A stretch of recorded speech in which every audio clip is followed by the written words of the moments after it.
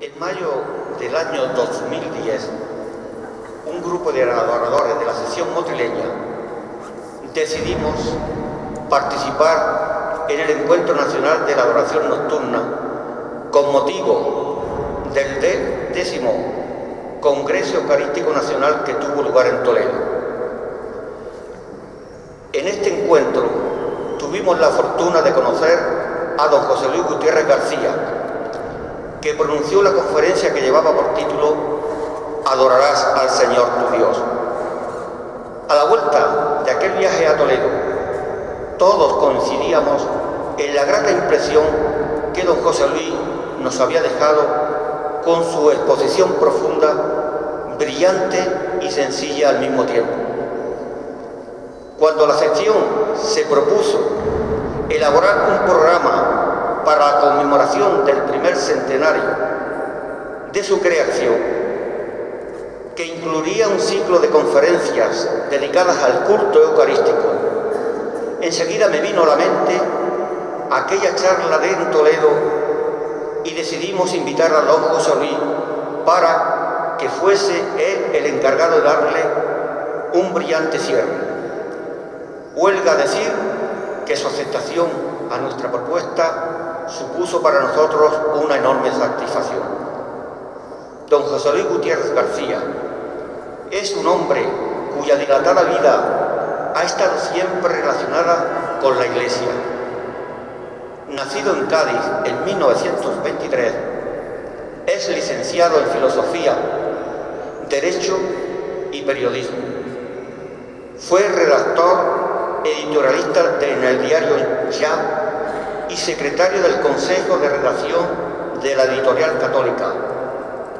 Ha sido asimismo director de la Biblioteca de Estudios Cristianos.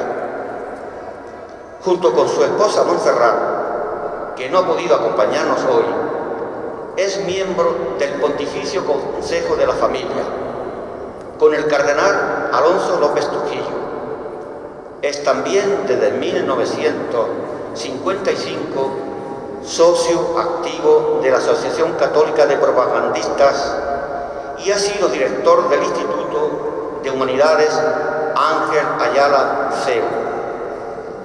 Especialista en la doctrina social de la Iglesia y autor de varias biografías, ha editado las obras completas del padre Ángel Ayala, del cardenal Ángel Herrera Oria y del cardenal Marcelo González Martín.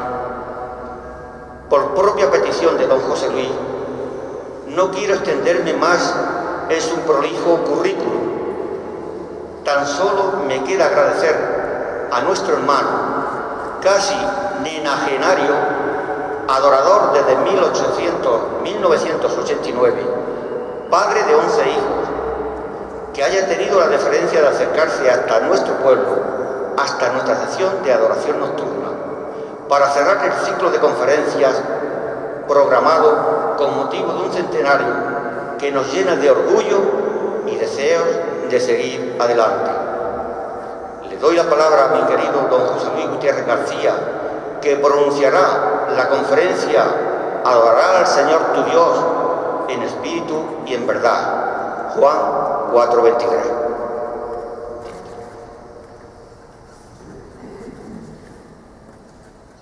Querido presidente de la Adoración Nocturna de Madrid, saludo también a algún sacerdote que veo oculto en aquella esquina. Queridas hermanas y queridos hermanos,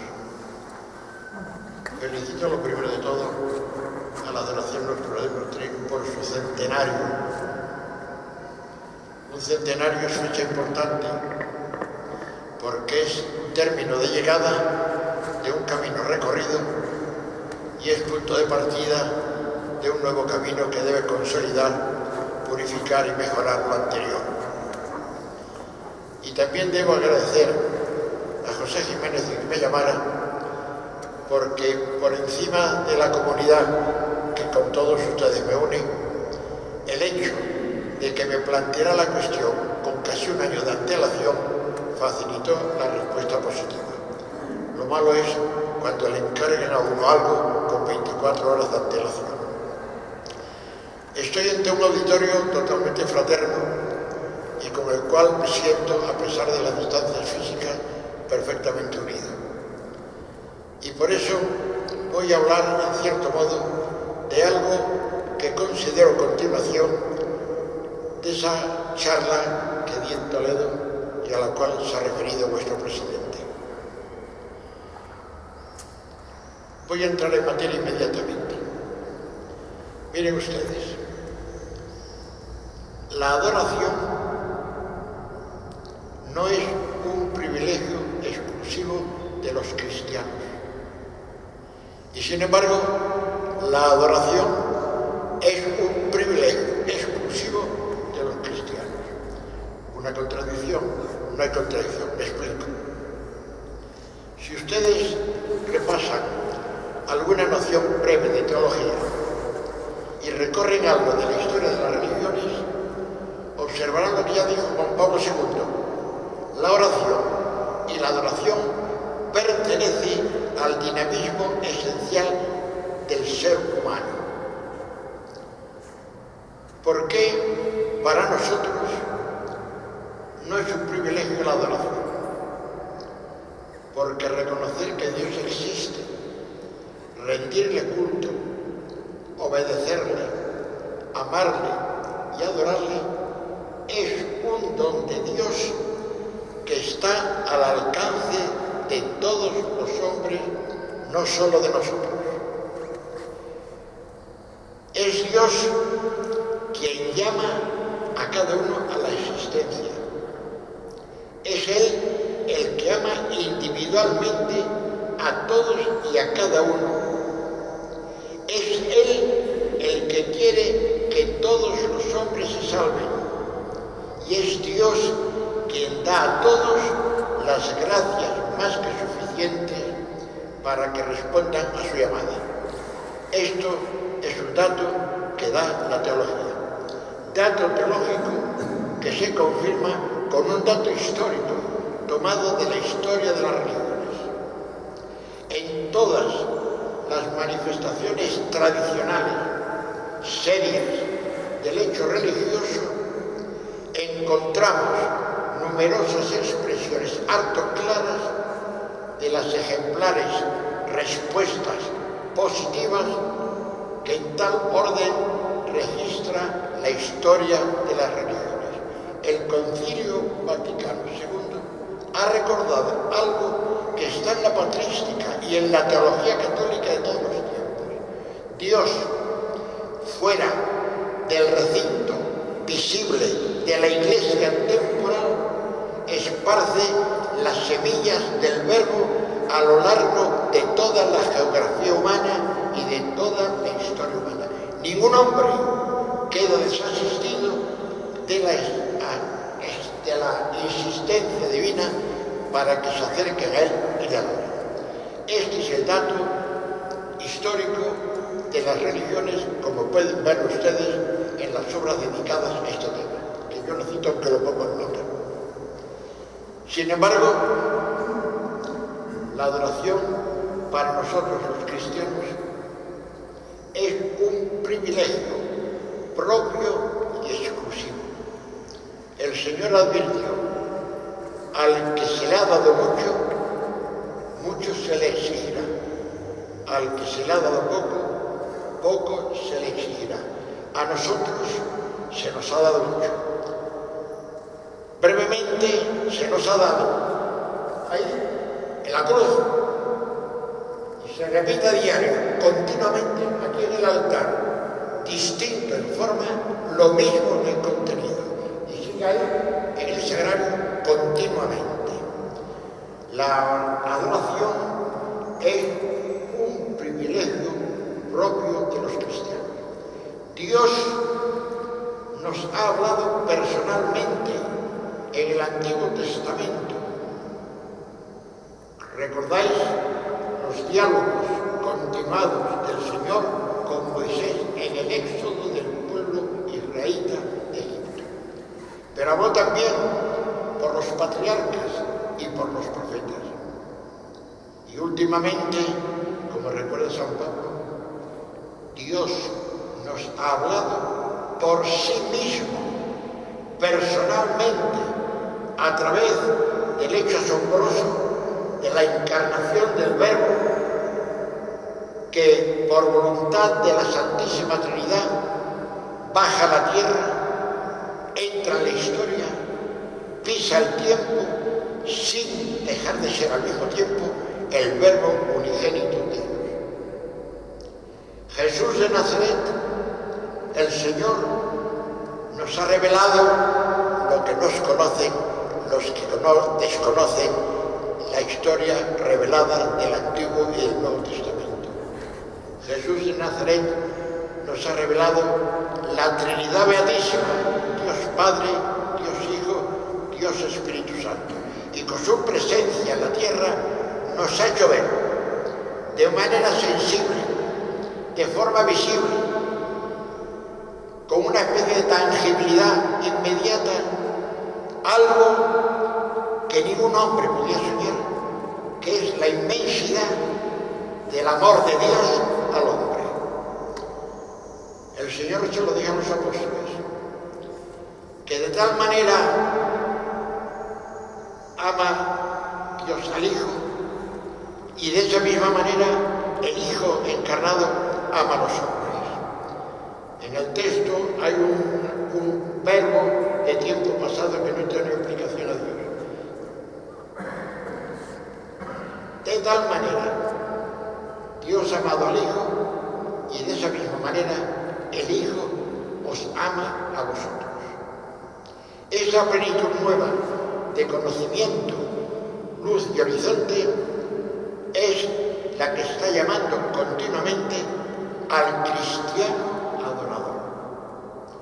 A ella apuntó el Señor en el diálogo con la samaritana. Ni Samaria, ni Jerusalén, ni el monte Garizim quedaban ya como sedes locales privilegiadas del culto y de la acción divina, porque lo que busca el Padre son adoradores que la adoren en espíritu y en verdad. Y es tal la plenitud divina de ese verbo adorar que es necesario exponer sin agotar, con la atención posible, la divina densidad de esta nueva adoración neotestamentaria dada por Jesús, Verbo unigénito del Padre hecho hombre. Me permito recordar unas palabras de San Agustín antes de exponer esa densidad operativa del hecho adorador. Decía San Agustín: hay que oír bien, pero sobre todo hay que escuchar, porque escuchar no es lo mismo que oír. Escuchar es prestar oído con preferencia a algo que se mueve en el retorno de la evolución, algo que cobra relieve y a lo que atendemos. Eso es escuchar, pero no basta escuchar. Hay que asimilar y entender lo que escuchamos, y no basta entender y asimilar. Es necesario que cumplamos, que realicemos lo escuchado y entendido. Pues bien, debo resumir lo que tengo aquí escrito para ganar tiempo. Es necesario no solo oír en la varaunda que nos circunda, sino es necesario escuchar, aislar, como entre paréntesis, lo que es la palabra, el mensaje de Dios. Hay que escuchar. Le dijo Moisés al pueblo de Israel: escucha, Israel, no meramente entiende, escucha. Y el Señor en el sermón de la montaña: yo os digo, se os dijo, yo os digo. Y el testimonio del Padre Eterno en el bautismo del Señor, en el Tabor y en el templo de Jerusalén, cuando nos advierte a todos los hombres de todas las épocas que al que hay que escuchar y hay que entender y hay que practicar es lo que el Señor dice: oídle a Él, ipsum audite, oídle a Él. Pues bien, supuesto la advertencia siguiente, que voy a entrar inmediatamente en la materia, supuesto lo siguiente, debo recordar que la comunicación con Dios, la oración al Señor, la adoración no necesita ni teléfonos, ni móviles, ni televisiones, ni radares. Está siempre abierta a todas horas. No hay problemas de comunicación a distancia. Basta conectar y situar bien, con cuidado sumo, el dial de nuestro corazón en la frecuencia exacta de la incesante emisora divina. Dios siempre habla a los hombres, Dios siempre habla a cada uno.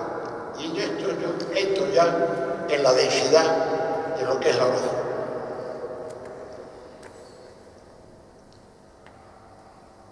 Recuerdo las teofanías del Antiguo Testamento, no las mosaicas, ruido, truenos, relámpagos, oscuridad, miedo, espanto.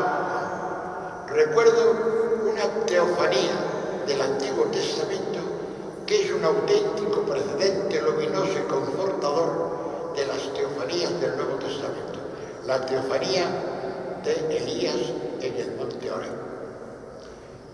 El Señor le advirtió que va a pasar. El Señor, voy a pasar delante de ti en el monte Oreb cuando estaba recluido huyendo de Jezabel, la mujer de Ahab. Voy a pasar. Sobrevino un viento huracanado que rompía montes y quebraba peñascos. No era así. Sobrevino un pavoroso terremoto que sacudía colinas y derribaba bosques. No era el Señor. Vino a continuación un voraz incendio que devastaba todo lo cercano. Tampoco en el incendio estaba yo. Y sobrevino un céfiro blando, un ligero susurro, una especie de musitar tranquilo, y ahí estaba Dios. Elías se puso de pie, salió de la celda, se cubrió la cabeza y adoró al Dios que pasaba. En la vida de cada uno se reitera de vez en cuando este paso, esta teofanía de Yahvé ante la tierra. Vino el verbo de Dios a la tierra, asumiendo una naturaleza humana perfecta,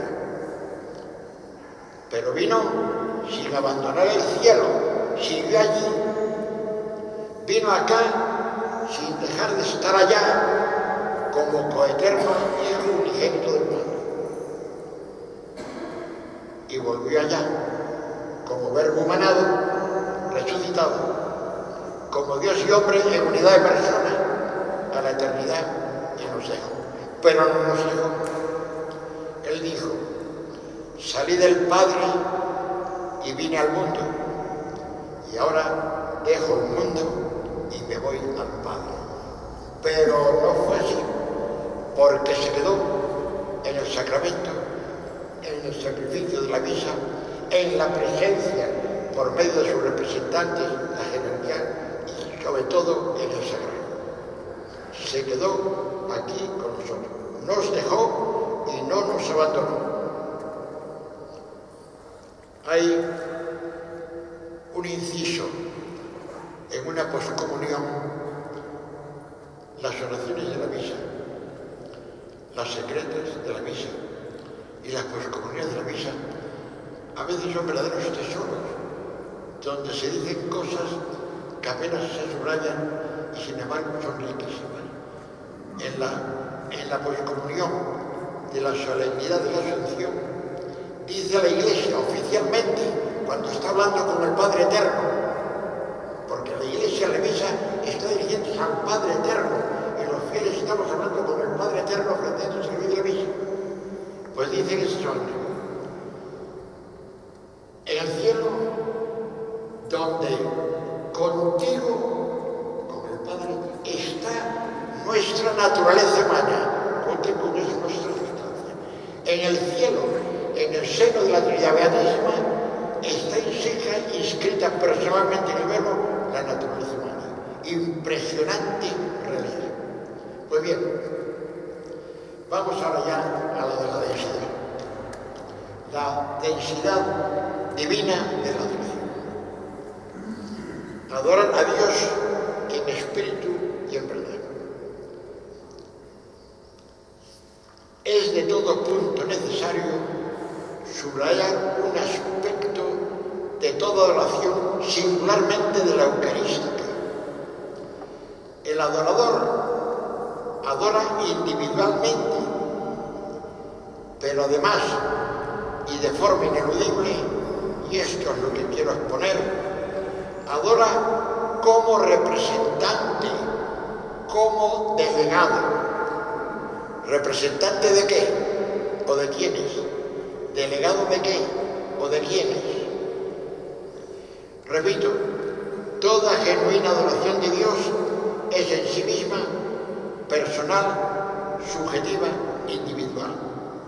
Pero es además representativa, delegada, colectivo, universal, y esto en dos círculos concéntricos divinamente unificados. Me explico.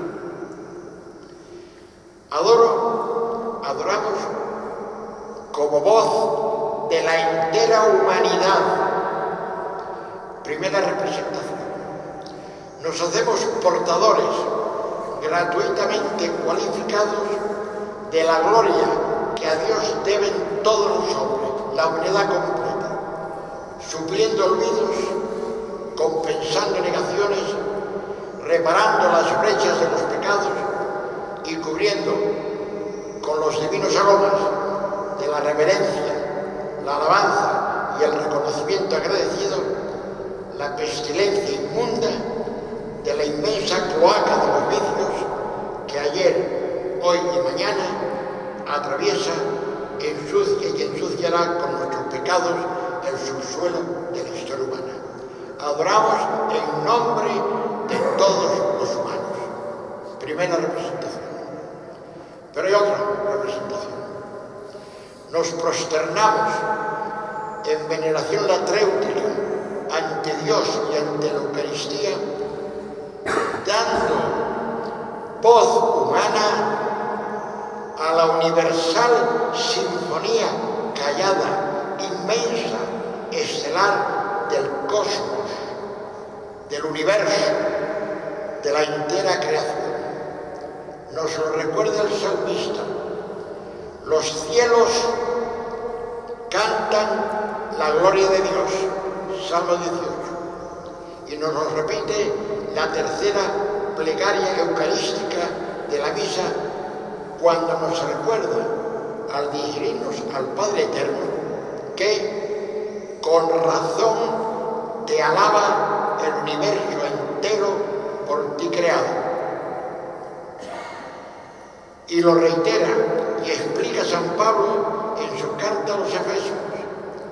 Al adorar a Dios en silencio, soledad y desierto, adoración subjetiva,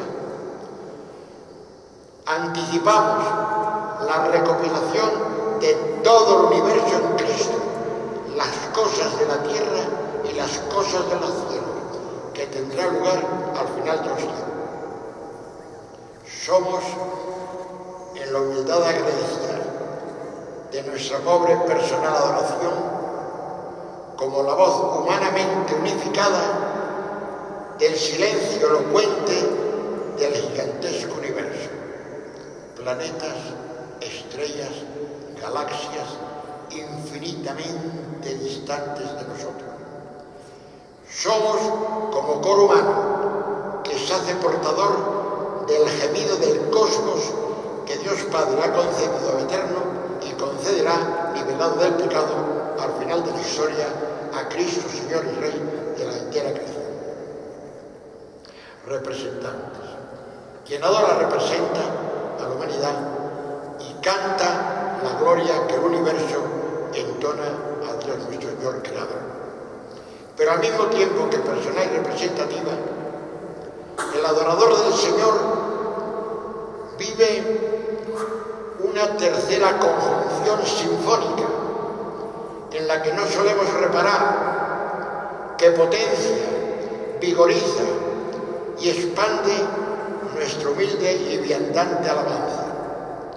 Unimos aquí, ya en el tiempo, entre dolores y gozos, entre esperanzas y temores, entre oscuridades y luces, entre miserias humanas y gracias divinas, unimos, repito, nuestros cantos de alabanza, no solo a toda la humanidad y al entero universo, sino también y sobre todo al cántico eterno que en el cielo entonan continuamente los coros angélicos de la eterna fidelidad y al himno perpetuo de gratitud admirada que sin cesar reitera la inmensa muchedumbre innumerable de millones y millones de almas bienaventuradas. Lo ha recordado expresamente el Concilio Vaticano II de la representación de la humanidad y del concierto con el canto del universo. Hablaron en su día Pío XII y habló también en su día Pablo VI, lo que no puedo repetir mucho la cita para no alargar el tiempo. Lo ha recordado expresamente esta conmoción sinfónica con el canto de los bienaventurados el propio Concilio Vaticano II. Leo: Cristo Jesús, sumo sacerdote de la nueva y eterna alianza, al asumir la naturaleza humana, introdujo en este terrestre exilio aquel himno que se canta perpetuamente en las moradas celestiales. Él, en persona, une así la comunidad entera de los hombres y la asocia permanentemente al canto de este divino himno de alabanza de los bienaventurados.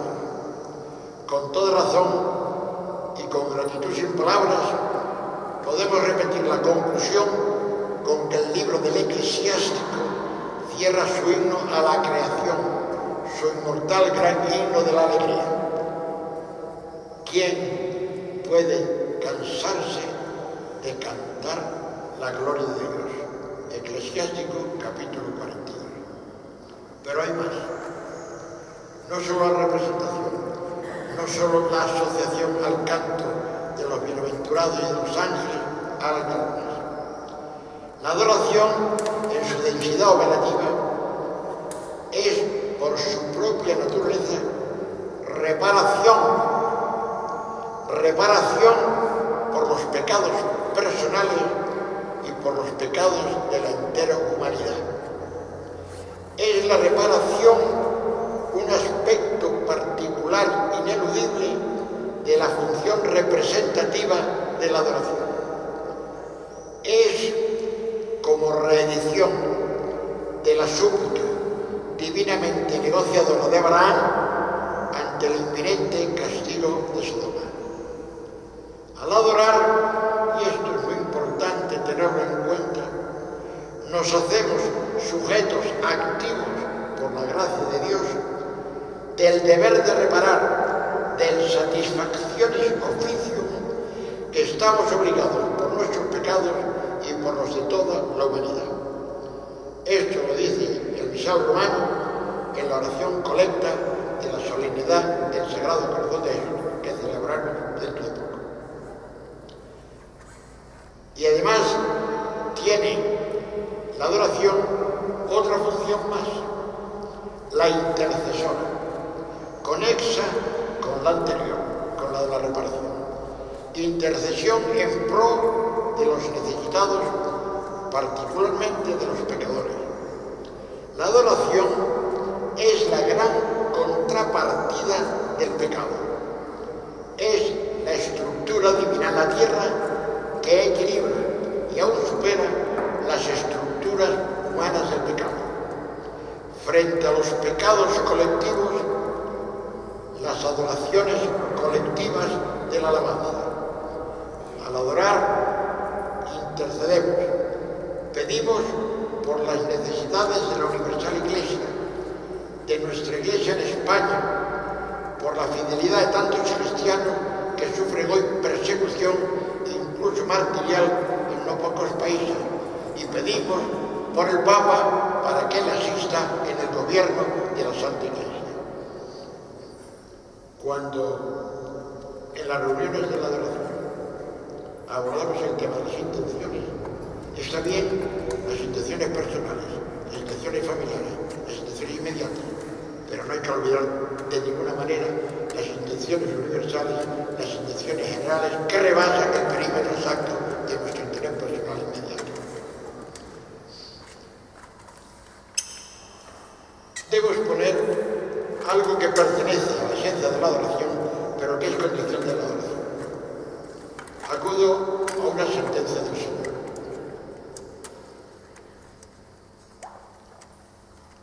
Cuando ores, entra en tu cuarto y cerrada la puerta, ora a tu Padre que está en lo secreto, y tu Padre que ve en lo escondido te recompensará. Adora al Señor, que el Señor acoge esa adoración personal y escondida. Es decir, se acude a algo que debe tener muy en cuenta siempre el adorador durante la adoración y siempre. Hablo de la necesidad del silencio, de la necesidad de la soledad, de la necesidad del desierto. Pertenecen al clima esencial de la adoración. Bueno es esperar en silencio la salvación del Señor. Lamentaciones capítulo 3. En el silencio y la esperanza tendréis vuestra fortaleza. Silencio y soledad del desierto. Venid conmigo vosotros a un lugar apartado y descansad un poco.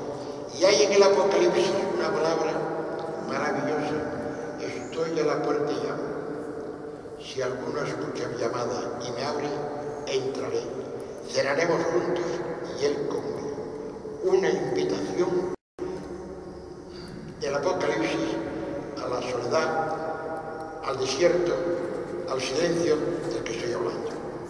Sobremanera necesaria es hoy esta llamada al silencio del desierto del espíritu. No podemos huir del tráfago bullicioso de la vida diaria, no somos cartujos. Tenemos que movernos dentro del agitado mundo que nos envuelve, pero nos hacen falta espacios de desierto interior, horas y días de silencio del espíritu. Hoy se habla poco de este rincón apartado del alma, de este íntimo recinto, de esta última estancia a la que no llegan los ruidos del exterior, ni el aluvión de las imágenes que nos rodean y saturan en el tráfico de cada día. Es en ese silencio, en ese apartamiento, donde se oye la suave brisa, el blando susurro de la palabra del Señor. Las necesidades actuales del apostolado, lejos de suprimir esta llamada, la hacen más necesaria que antes. Todos los papas contemporáneos y todos los grandes maestros de espíritu insisten en esa necesidad. Lo recordó Juan Pablo, hoy felizmente beatificado. Sus palabras. La unión con el Verbo encarnado y ya glorioso requiere de quien le adora un silencio cargado de presencia adorante, de silencio callado activo, porque cuanto mayor es el conocimiento que de Dios tiene el hombre, con mayor plenitud lo percibe el orante como misterio inaccesible e inefable en su esencia. Debo añadir, voy suprimiendo algunas cosas, debo añadir brevemente otro aspecto intrínseco de la adoración. Adorar a Dios es acción personal, es actitud personal, como acción transeúnte, como actitud permanente. Es acción personal y actitud personal que compromete de forma radical al adorador para cuidar del servicio a Dios y para sacrificarse por los demás. La adoración no puede quedar desvinculada desfigurada de la vida diaria de los quehaceres cotidianos. Somos adoradores de noche y apóstoles de día, pero somos también apóstoles de noche como adoradores y debemos ser apóstoles como apóstoles de día. No se pueden desvincular estas dos realidades.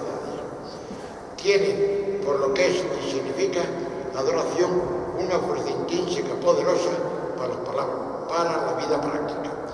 Con otras palabras, la genuina adoración lleva inexorablemente al ejercicio de las virtudes sólidas y perfectas. Y voy a concluir. El horizonte eterno de la adoración. He estado hablando de la adoración aquí, y que no. El horizonte eterno de la adoración.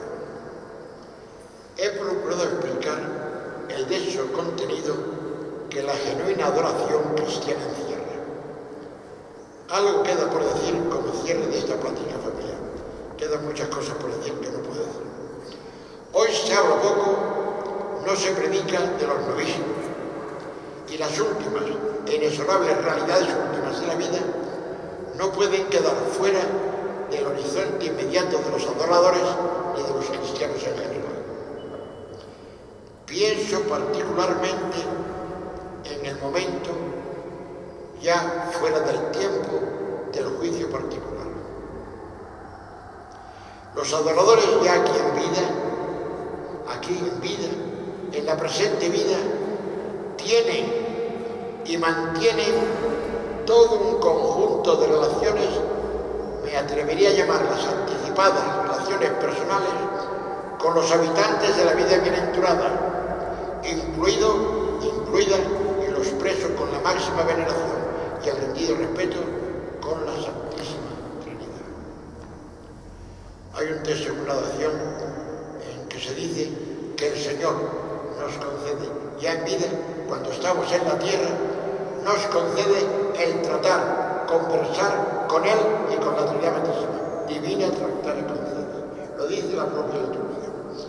La liturgia latina ha expresado esta realidad en la oración poscomunión de la ascensión del Señor, al recordarnos que ya aquí, en el tiempo, establecidos en la tierra, el Padre nos concede relacionarnos con las realidades divinas, con las realidades de los seres del ser de Dios.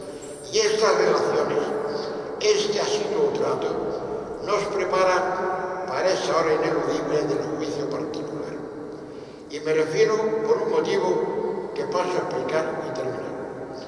Tenemos que presentar ante el divino juez de vivos y muertos nuestra autobiografía, nuestras memorias, lastimosas, pobres, oscuras y pecadoras. Autobiografía de la que, por cierto, se guarda una copia superperfecta en los archivos de entrada en el cielo.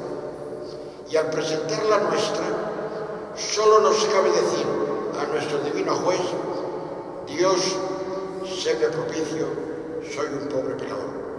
O acomodando la súplica del buen ladrón: Jesús, acuérdate de mí cuando yo llegue a tu reino, a tu presencia. No olvidemos el testimonio de San Pablo a esos efectos del juicio particular. Textos muy importantes, decisivos, impresionantes y aclaratorios. El Señor Jesús ha borrado el quirógrafo, es decir, el acta, el documento de los decretos que nos eran contrarios. Lo ha tachado, lo ha roto. El quirógrafo, el acta que nos acusaba, rompiéndolo, quitándolo de en medio y clavándolo en la cruz. Más aún, San Pablo llega a expresar lo mismo de forma estremecedora, increíble, pero real. A quien no conoció el pecado, Dios le hizo pecado por nosotros, para que en él fuéramos justicia de Dios. Realidad humanamente impensable, solo explicable por la inmensidad infinita del amor misericordioso de Dios al hombre. Que nuestra pecadora autobiografía se haga enmendada por nuestro Redentor, por obra de su sangre redentora, y tras el periodo purificador del purgatorio se haga luminosa y limpia biografía grata a los ojos de Dios. Porque lo sorprendente, lo maravilloso, lo consolador es que el adorador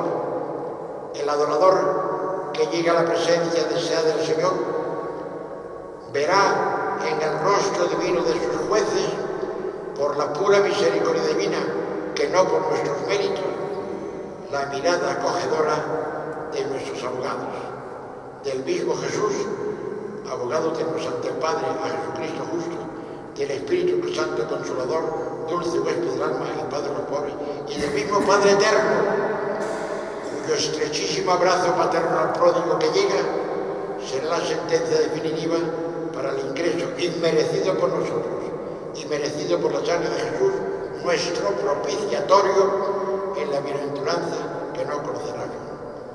Sin olvidar la presencia en aquella definitiva hora suprema de nuestra materna abogada perpetua María, la Madre de Dios y Madre nuestra, a la que miraremos con ojos de hijos agradecidos para repetirla ya, en aquella hora, que ya no será hora, fuera del tiempo, que ejerza la misión de abogada nuestra, con que la invocamos tantas veces al rezar durante los años de nuestra vida esta filial advocación de la salve. Serán nuestros jueces, nuestros mismos abogados. Los hemos adorado aquí a ellos y la hemos invocado aquí a ella a lo largo de nuestra peregrinación en el tiempo, sostenida por los dones gratuitos recibidos de la fe, la esperanza y la caridad. Es menester insistir en la plenitud de estas grandes realidades de la adoración.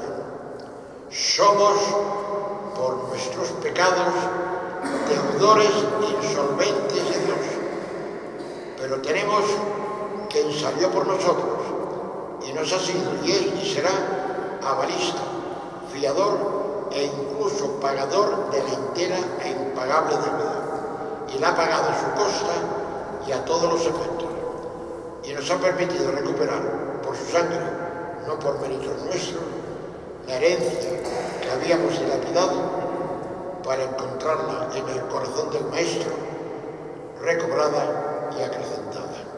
Muchas gracias.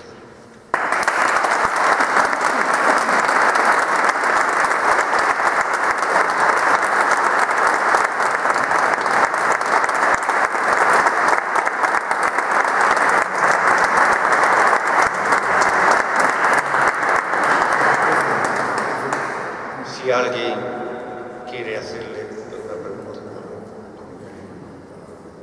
si quiere hacer alguna pregunta a José Luis, con mucho gusto le va a atender. Yo quisiera expresar de corazón una profunda admiración por la claridad de ideas que he expresado en su planta y expresar también que me he quedado con alguna cosa, que la responsabilidad que tenemos como adoradores y que el silencio de la oración que debemos de tener, pues también aparte llevar eso al ejercicio diario que nos compete en el hogar, en el trabajo, con la familia, con los amigos y con las personas que nos conocen. Adoradora de día y apóstol de noche, y adoradora de noche y apóstol de día. Marta y María no pueden ir separadas. Marta y María la vida no están separadas, tienen que estar unidas.